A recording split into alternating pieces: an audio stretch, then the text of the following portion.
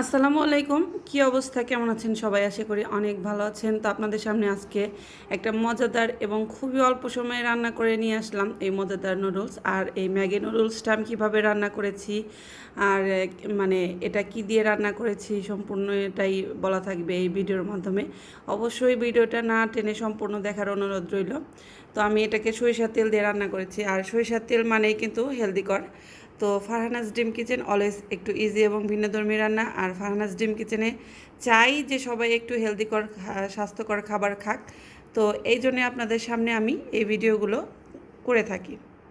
তো চলুন, যেহেতু আমি সরিষার তেল দিয়ে রান্না করছি সেহেতু অল্প করে আমি এখানে সরিষার তেল দিয়ে নিব। এবার এর মধ্যে একটা ডিম ছেড়ে দিব। তো এবারে এর উপরে দিয়ে দিব 1 চিমটি লবণ।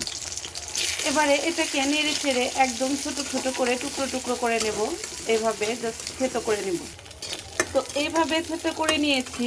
এবার এগুলোকে আমি উঠিয়ে নেব। এবারে এর মধ্যে দিয়ে দিব পরিমাণ মতো পানি, অর্থাৎ আমি এখানে 2 কাপ পানি রেখেছি। প্রয়োজনে লাগলে আমি আর একটু দেব। তো এই পানিটা এমনভাবে দিবেন যাতে নুডলসটাও সেদ্ধ হয়ে যায়, এদিকে পানিটাও না থাকে। এবারে নিয়ে নিচ্ছি আমি ম্যাগি নুডলসের 2 প্যাকেট নুডলস। এবার এই নুডলস দুটোকে আমি এর মধ্যে ছেড়ে দিব।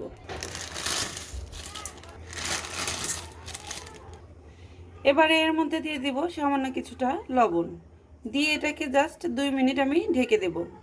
তো এই অবস্থায় চুলার জালটাকে একটু মিডিয়াম টু লো আঁচে রাখবেন। তো 2 মিনিট পর ফিরে আসছি। দুটো কাঁচামরিচ ফালি করে রেখেছি এবং কিছুটা পেঁয়াজ রেখেছি। তো এবার এর মধ্যে এটাকে দিয়ে দিব। এবারে দিয়ে দিব ম্যাগির ভিতরের যে মশলাটা থাকে সেটা। এখানে আমি দুটো রেখেছিলাম, আমি জাস্ট দুটো মশলাই দিয়ে দিচ্ছি। তো এবার এটাকে আমি ভালোভাবে নাড়াচাড়া করে আবারও ঢেকে দিব। সিদ্ধ হয়ে গেলে আমি যে ডিমটাকে ঝুড়ো ঝুড়ো করে ভেজে রেখেছি সেটা দিয়ে দিব। তাহলেই রেডি হয়ে যাবে ঝটপট এই ম্যাগির রেসিপিটা। তো আমার নুডলসটা মোটামুটি সিদ্ধ হয়ে গেছে এবং পানিটা মোটামুটি কমে আসছে। তো এবার এর মধ্যে দিয়ে দিলাম সেই ডিমগুলো। তো এটাকে দিয়ে আমি আরও কিছুক্ষণ একটু নাড়াচাড়া করে নেব। নিয়ে যেটুকু পানি আছে সেটুকু আমি নাড়াচাড়া করতে করতে শুকিয়ে ফেললেই হয়ে গেল আমার মজাদার এই নুডলসের রেসিপি। তো এটা একবার ট্রাই করবেন, দেখবেন কি এই অবস্থা। তো ভালো লাগলে অবশ্যই লাইক, কমেন্ট এবং বেশি বেশি করে শেয়ার করবেন।